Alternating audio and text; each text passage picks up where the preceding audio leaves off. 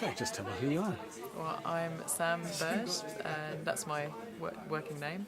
I am a chiropractor, and I work at Shoreham Chiropractic Clinic, which I set up 13 years ago this month.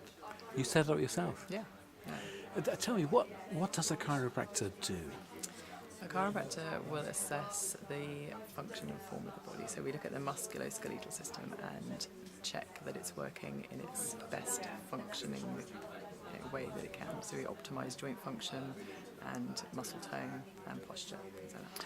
And how do you get into a role like that? Well, how I got into it was through my sporting background. So I used to be an athlete in my 20s and was interested in physiotherapy initially. When I looked at the kind of what I needed to do to become qualified, there was a lot of hospital work, and I wasn't that keen to be working with sick people in hospitals. Unfortunately, I have a brother who's a doctor, and I'll leave that to him. But I was interested in optimising function and getting the best out of the body, and that's kind of drew me to the chiropractic syllabus, which was more about assessing the mechanics of how the body works and getting people well, really, and the best of their best, really. And what was it like setting up a business to do that? Yeah, that was a challenge actually, and still is an ongoing challenge because it's not my skill set. Obviously, I'm trained as a chiropractor, so to business building and creating was a challenge, but I think I was ready for that. I'd had quite a few years in practice working for other people, and I think I learned as much about how I didn't want to do it as much as how I did want to do it. So yeah, there's been challenges. It's not my strength, but I've learned to ask for help. I've learned to look for resources and to employ people that are better at doing some things than I am and delegating. So, My goodness, and what do you look for when you are thinking of employing somebody?